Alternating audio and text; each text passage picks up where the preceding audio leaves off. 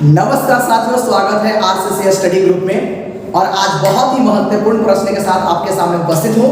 और देखिए, जो क्वेश्चन पूछा जाता है एग्जाम में बस उसी लेवल का क्वेश्चन है। आप ध्यान से देखिए, पूरा वीडियो को देखिए, पूरा समझ में आएगा, है ना। और लाइक और सब्सक्राइब का करना ना भूलें। जैसे कि आप लोग जान रहे होंगे कि ये मेरा नवा वीडियो है और 8 वीडियो आप प्लेलिस्ट में जाकर के आप देख सकते हैं। 8 वीडियो उसमें अपलोड है ना। बिल्कुल देखिए, आप अगर उसको देख लेते हैं, अगर यहाँ फिर नवा वीडियो को देखते हैं तो आपको बिल्कुल समझ में आएगा, ठीक है। अगर जो नई वीडियो को देखे हैं तो क्या कर लें, आप जाकर के मेरा यूट्यूब चैनल है ना, आरसीसी स्टडी ग्रुप पर जाकर के सर्च करिए रासायनिक अभिक्रिया समीकरण, उससे पूरा प्लेलिस्ट के अनुसार आपको मिल जाएगा रासायनिक अभिक्रिया समीकरण का जितने भी वीडियो उसमें डाला हुआ है सबका सब। तो आइए बिना टाइम वेस्ट किए हुए हम लोग चलते हैं पढ़ाई की ओर, है ना। बहुत ही महत्वपूर्ण प्रश्न के साथ आपके सामने उपस्थित हूँ, ठीक है ना। चलिए आइए, तो कहता है पहला क्वेश्चन है भाई कि Fe2O3 प्लस, है ना, Fe2O3 प्लस A, यानी कहने का मतलब जब फेरस ऑक्साइड जो है भाई, है ना, ये जब एल्युमिनियम के साथ अभिक्रिया करता है तो क्या बनाता है? तो ये बनाता है Al2O3 प्लस Fe बनाता है। क्या बनाता है? Al2O3 प्लस Fe बनाता है। तो बताइए आप कि यह किस प्रकार की अभिक्रिया है? आपसे पूछ रहा है कि Fe2O3 प्लस Al जब मिलता है तो Al क्या बनाता है? Al2O3 प्लस क्या बनाता है? Fe2 बनाता है ना। Fe बनाता है, सॉरी, Fe2O3 जब अभिक्रिया करता है एल्युमिनियम से तो Al2O3 प्लस क्या बनाता है? Fe बनाता है। तो यह किस प्रकार की अभिक्रिया है? तो कहता है कि संयोजन अभिक्रिया है, यह द्विविस्थापन अभिक्रिया है, वियोजन अभिक्रिया है ना, विस्थापन अभिक्रिया है। तो आप सबको जान रहे होंगे क्योंकि हम सारा वीडियो को कवर कर चुके हैं कि संयोजन क्या है, द्विविस्थापन क्या है, वियोजन क्या है और विस्थापन अभिक्रिया क्या है। तो आप जरा इसको बताइए कि इसमें क्या हो रहा है, जुट रहा है कि टूट रहा है? इसमें आप ऐसा बताओ कि इसमें क्या हो रहा है, संयोग कर रहा है कि द्विविस्थापन अभिक्रिया है कि वियोजन अभिक्रिया है, ये क्या हो रहा है? आप देख सकते हैं कि यहाँ पर क्या है, Fe है, लेकिन यहाँ पर क्या आ गया, इसके साथ एल्युमिनियम आ गया। यानी कहने का मतलब कि यह तुम्हारा एक ऐसा अभिक्रिया है, विस्थापन अभिक्रिया है ना। Fe2O3 है, लेकिन यहाँ पर क्या आ गया, Al2O3, यानी कहने का मतलब है एल्युमिनियम क्या किया, Fe को क्या कर दिया, उसके स्थान से क्या कर दिया, विस्थापित कर दिया। क्या कर दिया? विस्थापित कर दिया। तो ये कौन सा अभिक्रिया हो जाएगा भाई? ये कौन सा अभिक्रिया हो जाएगा? विस्थापन अभिक्रिया, है ना। कौन सा अभिक्रिया हो जाएगा? विस्थापन अभिक्रिया। एक नंबर का क्वेश्चन यहाँ पर डील होता है। सबका सब बाबू, है ना, ये सबका सब बीए क्वेश्चन है, बोर्ड मॉडल क्वेश्चन है। सारे को बढ़िया से देखते चले। एक कहता है, एक और है, दूसरा क्वेश्चन क्या कहता है भाई? ये दूसरा क्वेश्चन कहता है कि CuO प्लस H2, जब कॉपर जो ऑक्साइड है जब H2 के साथ अभिक्रिया करता है तब Cu और क्या बनाता है, H2O, है ना। तो कहता है कि CuO प्लस H2 तो बनता है Cu प्लस H2O में, है ना, किसका उपचयन हो रहा है ना। हम पिछले वीडियो में कर चुके हैं ऑक्सीडेशन रिडक्शन, है ना, आप उसको देख सकते हैं। यहाँ कह रहा है किसका उपचयन हो रहा है, अब बताइए। तो हमने बताया था, शायद याद करिएगा, कि ऑक्सीजन अगर जुड़ता है और हाइड्रोजन हटता है तो क्या कहलाता है? उपचयन कहलाता है। ऑक्सीजन जुड़ता है और हाइड्रोजन हटता है तो क्या कहलाता है? उपचयन कहलाता है। तो आप देखो तो तनी यहाँ पर क्या हो रहा है कि किसका उपचयन हो रहा है, मतलब किसमें क्या हो रहा है, ऑक्सीजन जुड़ रहा है। तो CO में, H2 में, Cu में और क्या है, H2O में। तो आप देख सकते हैं कि यहाँ H2A वो है, लेकिन यहाँ पर आकर ऑक्सीजन जुट गया तो क्या बन गया, H2O। यानी कहने का मतलब हुआ कि इसमें से ऑक्सीजन निकला और जाकर के हाइड्रोजन में जुट गया। किसमें जुटा? हाइड्रोजन में जुटा कि कौन जुटा? ऑक्सीजन जुटा। तो जिसमें ऑक्सीजन जुटेगा उसी का नाम बाबू उपचयन होगा, क्योंकि हम पिछले क्लासों में करवा चुके हैं, पिछले वीडियो में करवा चुके हैं, है ना। अब यह क्या कहता है, तीसरा क्वेश्चन की अगर बात करें, तो क्या कहता है, BaCl2, है ना, BaCl2 प्लस क्या बनता, Na2SO4। जब BaCl2 और Na2SO4 जब अभिक्रिया करता है तो बनाता है, क्या बनाता है, BaSO4, मतलब बेरियम सल्फेट बनाता है। और क्या बनाता है बाबू? सोडियम क्लोराइड बनाता है। तो आप ये बताओ कि यह संयोजन अभिक्रिया है, द्विविस्थापन अभिक्रिया है, विस्थापन अभिक्रिया है, एकल विस्थापन अभिक्रिया है या कौन सी अभिक्रिया है? तो आप बताइए कि इसमें से कौन सी अभिक्रिया है? अगर आप ध्यान दे रहे होंगे तो यहाँ देखिए, यहाँ BaCl2 है यानी कि बेरियम क्लोराइड है, यहाँ पर क्या है? सोडियम सल्फेट है। जब अभिक्रिया करता है तो बेरियम सल्फेट बनाता है और सोडियम क्लोराइड बनाता है। तो देखिए ये बेरियम जो है ना, ये किसके साथ मिल गया? इसके साथ मिल गया, मतलब किसके साथ? सल्फेट के साथ। तो बना दिया कुछ बेरियम सल्फेट, और ये जो क्लोरीन था वह सोडियम के साथ मिल गया तो बना दिया, क्या किया? NaCl बना दिया, सोडियम क्लोराइड बना दिया। तो इसमें क्या हो रहा है? इसमें हम देख रहे हैं कि एक दूसरे क्या कर रहा है, एक मतलब दो यौगिक अपने आयनों और मूलकों की अदला बदली कर रहा है ना। एकर वाला प्लस एकर माइनस से, एकर वाला माइनस एकर प्लस से जुड़ रहा है बाबू। अतः हम कह सकते हैं कि यह जो अभिक्रिया है एक ऐसी अभिक्रिया है, द्विविस्थापन अभिक्रिया है। क्या कौन सी अभिक्रिया है? द्विविस्थापन अभिक्रिया है। तो आइए देखते हैं आगे चौथा क्वेश्चन, फटाफट देखते जाइए। निम्नलिखित में कौन अपचायक है ना, निम्नलिखित में कौन क्या है? अपचायक है। तो आपको पता होना चाहिए बाबू, H2CO, H2S। इसका सही आंसर क्या होगा? H2S। H2S क्या है भाई? एक अपचायक है। क्या करता है? एक अपचायक है। अगर पांचवा क्वेश्चन की बात करें तो कहता है कि अभिक्रिया कैल्शियम ऑक्साइड को जब जल के साथ अभिक्रिया कराते हैं तो बनता है कैल्शियम हाइड्रोक्साइड। क्या बनता है? Calcium hydroxide. जब कैल्शियम ऑक्साइड को जब आप जल के साथ अभिक्रिया कराते हैं तो बनता है कैल्शियम हाइड्रोक्साइड बनता है। क्या बनता है? कैल्शियम हाइड्रोक्साइड बनता है। तो बताओ यह किस प्रकार की अभिक्रिया है? यह किस प्रकार की अभिक्रिया है बच्चे? तो यहां देखते हैं, है ना, क्या कहता है? वियोजन, संयोजन, है ना, उभयगामी और प्रतिस्थापन, है ना। तो बताओ बाबू ये क्या हो रहा है? ये क्या हो रहा है? दो पदार्थ मिल रहा है तो एक नया पदार्थ नहीं बन रहा है क्या? देखो एक यहाँ पदार्थ था, एक यहाँ पदार्थ था, ये दोनों मिला तो एक नया पदार्थ बनाया जो इससे क्या था? यह बिल्कुल अलग था। हम कह सकते हैं कि इससे दो पदार्थ जुड़ रहा है। तो जब जुड़ता है बाबू तो क्या कहते हैं? उसको संयोजन कहते हैं। क्या कहते हैं? संयोजन। तो ये किस प्रकार की अभिक्रिया है? ये संयोजन अभिक्रिया है। बहुत इंपॉर्टेंट क्वेश्चन है बाबू सब का सब, है ना। आप बिल्कुल देखते जाइए, आप पूरा वीडियो देखिए, छोड़िए मत बीच में, है ना, तो फिर दिक्कत हो जाएगा। देखो यहाँ छठा क्वेश्चन देखो, छठा क्वेश्चन क्या कहता है? छठा क्वेश्चन कहता है बाबू, बहुत ही महत्वपूर्ण क्वेश्चन, है ना। एक क्वेश्चन एक बार पूछा गया है एग्जाम में, है ना, एक या दो बार क्वेश्चन पूछा गया है। कहता है कि साग सब्जियों को विघटित होकर, कहता है बाबू कि साग सब्जियों को विघटित होकर कंपोस्ट बनना, क्या बनना? कंपोस्ट बनना, है ना। किस प्रकार, किस अभिक्रिया का उदाहरण है? किस अभिक्रिया का उदाहरण है बाबू? बताओ कि जब साग सब्जियों को विघटित होकर कंपोस्ट बनना ये कैसे अभिक्रिया है? तो यह होता है क्या बाबू? यह होता है ऊष्माक्षेपीय अभिक्रिया। कौन सी अभिक्रिया? ऊष्माक्षेपीय अभिक्रिया।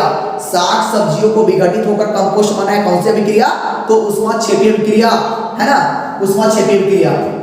चलिए तो देखिए अगला वीडियो है, अगला क्वेश्चन है सातवां, है ना, सातवां क्वेश्चन है। सातवां क्वेश्चन क्या कहता है कि निम्नलिखित में कौन सा उत्पाद लेड नाइट्रेट को गर्म करने पर प्राप्त होता है?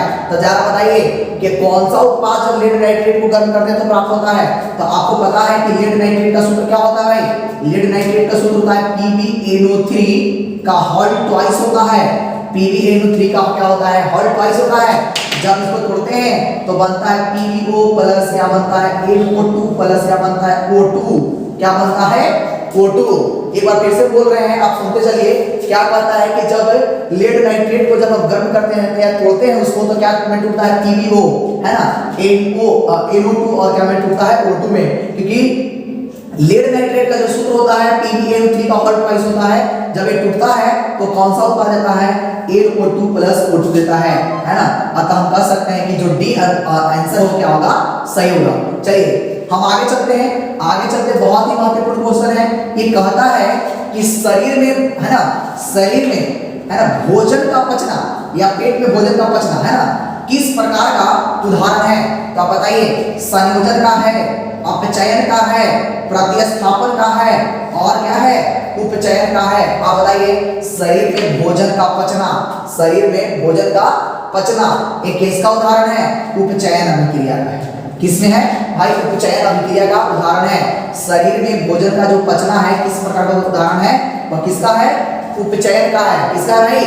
उपचयन का है। यहां देखो नवा क्वेश्चन, बहुत ही महत्वपूर्ण क्वेश्चन। दीवारों पर सफेदी करने के लिए कहता है, दीवारों पर सफेदी करने के लिए किसका उपयोग होता है? दीवारों पर सफेदी करने के लिए किसका उपयोग होता है? तो हमने बाबू लास्ट एनसीईआरटी के जितने भी क्वेश्चन उसमें करवाए थे कि दीवारों पर सफेदी करने के लिए हम किसका बुझा हुआ, किसका जब बुझा हुआ जो चूना होता है ना, बुझा हुआ चूना होता है, उसका उपयोग कहाँ करते हैं? दीवारों पर सफेदी में करते हैं। पता चल रहा है कि बुझा हुआ जो चूना होता है उसका उपयोग हम लोग दीवारों पर सफेदी में करते हैं। तो इसमें कैल्शियम क्या है तुम्हारा? कैल्शियम कार्बोनेट है, ये कैल्शियम हाइड्रोक्साइड है, कैल्शियम ये तुम्हारा सूत्री गलत है। ये बताओ ये क्या है? ये कैल्शियम सल्फेट है। तो आपको बता दें कि इसका उपयोग होगा किसका उपयोग करते हैं हम लोग? बुझा हुआ चूना का मतलब कैल्शियम हाइड्रोक्साइड का प्रयोग करते हैं दीवारों पे सफेदी करने के लिए। ठीक है ना। 10वां क्वेश्चन देखिए, 10वां क्वेश्चन क्या कर रहा है कि निम्नलिखित में कौन सी अभिक्रिया, निम्नलिखित में कौन सी अभिक्रिया नहीं होगी? निम्नलिखित में कौन सी अभिक्रिया नहीं होगी? तो बताइए भाई, जब कॉपर सल्फेट क्या Fe से विक्रिया कर सकता है? क्या कॉपर सल्फेट Zn से विक्रिया कर सकता है? क्या FeSO4 Zn से विक्रिया कर सकता है? क्या ZnSO4 Cu से विक्रिया कर सकता है? तो इसको बनाने के लिए आपको आना चाहिए क्रियाशीलता या सक्रियता श्रेणी, जो हम पिछले वीडियो में कर चुके हैं, आप देख सकते हैं, है ना, सक्रियता या क्रियाशीलता श्रेणी। तो भाई हमने बताया कि जो क्रियाशीलता श्रेणी के ऊपर रहेगा, है ना, जो मतलब क्रियाशीलता श्रेणी के ऊपर रहेगा वो ज्यादा क्रियाशील रहेगा, और जो नीचे रहता है वो कम क्रियाशील रहता है। तो नीचे वाला ऊपर को नहीं हटा सकता, लेकिन ऊपर वाला नीचे वाला को हटा सकता है। तो अब बताइए क्या Fe कॉपर को हटा सकता है? तो बिल्कुल हटा सकता है, बिल्कुल हटा सकता है, क्योंकि Fe कहाँ है? क्रियाशीलता श्रेणी में ऊपर है, लेकिन कॉपर कहाँ है? क्रियाशीलता श्रेणी में नीचे है। यानी कि E और E अभिक्रिया कर सकता है, लेकिन क्वेश्चन क्या कर रहा है? नहीं करेगा क्वेश्चन, एक कौन सा अभिक्रिया नहीं करेगा, है ना, तो ये अभिक्रिया कर सकता है। कॉपर क्या जिंक के साथ अभिक्रिया कर सकता है? तो बिल्कुल कर सकता है। क्रियाशीलता श्रेणी में जिंक ऊपर है, कॉपर नीचे है। ये क्या कर सकता है?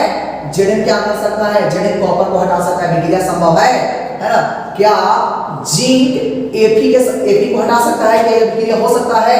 तो आप देखिए, है ना, क्या इसको अभिक्रिया कर सकता है? तो बिल्कुल ये कर सकता है क्रिया, बिल्कुल कर सकता है, क्योंकि क्रियाशीलता श्रेणी में Zn ऊपर है और Fe क्या है? नीचे है। अब यहाँ बताइए क्या ZnSO4 Cu को क्या कर सकता है? हटा सकता है। तो आपको यहाँ बता दे बाबू, है ना, कि ZnSO4 Cu से अभिक्रिया नहीं कर पाएगा, क्योंकि Zn जो होता है ऊपर होता है क्रियाशीलता श्रेणी में और कॉपर नीचे होता है, तो कभी नहीं कॉपर Zn को हटा सकता है। अर्थात कह सकते हैं कि ये आंसर आपका जो डी आंसर है, ये आंसर सही होगा, कि मतलब ZnSO4 और कॉपर की अभिक्रिया कभी भी नहीं होगा, वह प्रतिस्थापित नहीं कर सकता है, विस्थापित नहीं कर सकता है। चलिए 11वां नंबर क्वेश्चन देखिए, बहुत ही महत्वपूर्ण क्वेश्चन है, बहुत ही महत्वपूर्ण प्रश्न है। ये क्या कहता है कि ZnO+C, है ना, जब जिंक ऑक्साइड को कार्बन के साथ अभिक्रिया कराते हैं, है ना, जब जिंक ऑक्साइड को कार्बन के साथ अभिक्रिया करा रहे हैं बाबू, तो Zn को, है ना, Zn बन रहा है और क्या बन रहा है? CO बन रहा है। मतलब कहने का मतलब ये हो रहा है कि जिंक ऑक्साइड से ZnO से क्या हो रहा है? ऑक्सीजन निकल करके किसमें जाके जुड़ रहा है? कार्बन में जुड़ रहा है ना। वहां से क्या हो रहा है कि जिंक ऑक्साइड से ऑक्सीजन निकलता है, जाकर के कार्बन में क्या हो रहा है? जुड़ रहा है। और तो हम कह सकते हैं कि कार्बन में ऑक्सीजन जुड़ रहा है बाबू, तो कार्बन का क्या हो रहा है? उपचयन हो रहा है। क्या हो रहा है? कार्बन का उपचयन हो रहा है। यहाँ देखिए, यहाँ भी बहुत ही महत्वपूर्ण क्वेश्चन है। ये क्या कहता है कि संयोजन अभिक्रिया वियोजन अभिक्रिया के विपरीत क्यों होता है? संयोजन अभिक्रिया वियोजन अभिक्रिया के विपरीत क्यों होता है? ये सारे के सारे बोर्ड मॉडल है क्वेश्चन, ये सारे के सारे क्या है? बोर्ड मॉडल क्वेश्चन है। ये देखिए, संयोजन अभिक्रिया वियोजन अभिक्रिया के क्या होता है? विपरीत क्यों होता है? तो इसमें इसका आंसर लिखा हुआ है कि संयोजन अभिक्रिया में दो पदार्थ क्या होते हैं? जुड़ते हैं। संयोजन अभिक्रिया में क्या होते हैं? दो पदार्थ आपस में जुड़ते हैं, जबकि वियोजन अभिक्रिया में एक जटिल पदार्थ टूटकर क्या होता है? एक जटिल पदार्थ टूटकर क्या होता है? दो या दो से अधिक सरल पदार्थों का क्या करता है? निर्माण करता है। बात समझ में आ रहा है? संयोजन में जुट रहा है, वियोजन में टूट रहा है। संयोजन में जुट रहा है, वियोजन में टूट रहा है ना। अतः हम कह सकते हैं कि संयोजन अभिक्रिया वियोजन अभिक्रिया के क्या हो रहा है, विपरीत हो रहा है। जैसे आप देख सकते हैं है ना, H2 प्लस जब O2 मिलता है तो क्या बनता है, H2O बनता है। क्या बनता है बाबू, H2O बनता है। जब H2 और O2 आपस में अभिक्रिया करता है तो क्या बनता है बाबू, क्या बनता है, H2O बनता है, जो कि हम देख रहे हैं कि यहाँ जुटने की क्रिया हो रही है। जबकि हम यहाँ बात करें कैल्शियम कार्बोनेट की, तो जब कैल्शियम कार्बोनेट को जब हम क्या करते हैं बाबू, हम क्या करते हैं, जब हम गर्म करते हैं तो कैल्शियम ऑक्साइड और कार्बन डाइऑक्साइड में टूट जाता है। मतलब ये 1 से 2 बना बाबू, ये 2 से 1 बना, मतलब ये जुट रहा है, अभी टूट रहा है ना। यही कारण है कि संयोजन वियोजन के क्या होता है, विपरीत होता है। संयोजन में क्या होता है, जुटता है, वियोजन में टूटता है। यही कारण है कि संयोजन अभिक्रिया वियोजन अभिक्रिया के विपरीत होता है।